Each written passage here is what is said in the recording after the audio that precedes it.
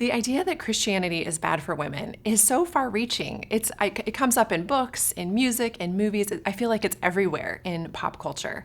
I even have women coming to me in the church and sort of hushed voices, sort of whispering, Jen, is Christianity bad for women? Is there a skeleton in our closet that we need to be dealing with?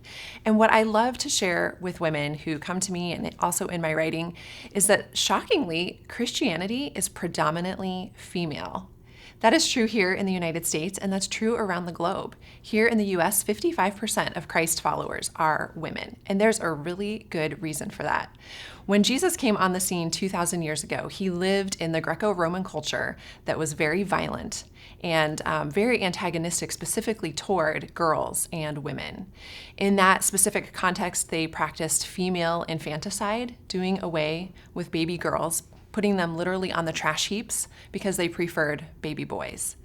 Girls were married off before puberty. Girls were married to men that were not of their choosing. Women had very little voice in the culture that Jesus was born into. But he comes on the scene and revolutionizes everything. And he sees the weak and the marginalized and the vulnerable. And he seeks out women and he elevates women. And so the Christian culture in the first century then becomes this safe place, this harbor for women.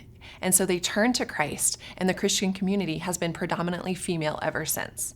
Now, that's not to say that Christian institutions and Christians at times haven't used our faith and even our Lord's name for misogynistic ends and for evil purposes. That has happened. We live in a broken world with fallen people and a fallen humanity, but that's not the true expression of the Christian faith. The true Christian faith elevates, cherishes, protects women. And so women are drawn to it.